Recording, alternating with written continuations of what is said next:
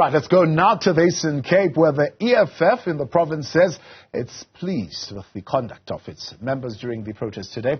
Our reporter, Siphosethu Booi, has been tracking that story for us, and she joins us now live tonight. Good to have you, Siphosethu.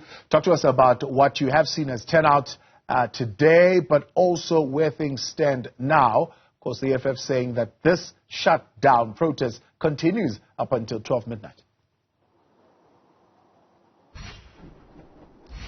Good evening to you, Thabo, and we are outside the Boardwalk Mall. That's where the EFF members early in the morning of today, we saw a big number of them arriving here. It started at a very slow start for the EFF here in the Eastern Cape, especially here in Gqeberha. Then it started to pick up around 11 a.m. in the morning, right through until 5 p.m. That's when the EFF regional chair, Newzroom spoke to us and just confirmed that there has not been any arrests in the Eastern Cape as far as he knows, and the protests were peaceful, and it was business as usual for the mall behind us, but big factories like Ford as well as, of course, other firms in Gqeberha were at a shutdown this morning today. Operations as far as transport was concerned, taxis and buses were operational.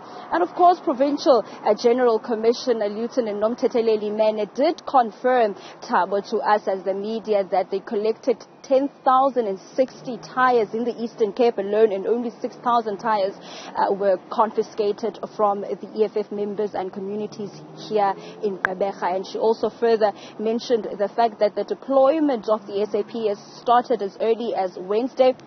And she did say that she was quite impressed in terms of how the EFF, including the police, were working together. So the protests throughout the Eastern Cape have been quite peaceful. Newzroom also say that they're pretty sure that they did, of course, disappoint many of the different political parties across the country, as they were expecting a bit of violence in some places. But all of that was well handled by the EFF supporters, including the EFF leadership, also here in Gqeberha. So in a bit of a summary, the EFF protest in the Eastern Cape was quite peaceful, Tam. As far as law enforcement on the ground, were they firm? Do they have a lot to deal with? Or was it an easy day for them? They did mention that one person was arrested in East London at Thabo for just violating some of the infrastructure there. And when I posed a question to ask if whether or not that was an EFF supporter, the Provincial Lieutenant General Nomtheteleli did not confirm.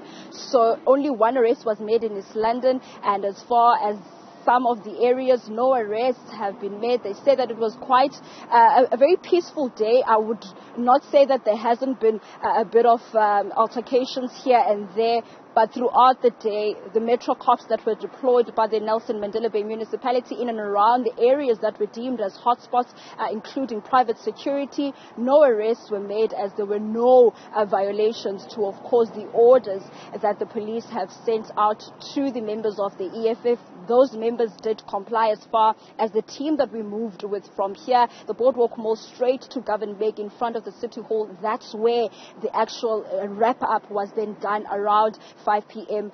This afternoon, Thabo. So no arrests have been made, but I can confirm that Mr. Newzroom, which is the EFF regional chair, did confirm that the protests were peaceful, but there were no arrests in the Eastern Cape. So they do call the EFF protest in Nelson Mandela Bay a success.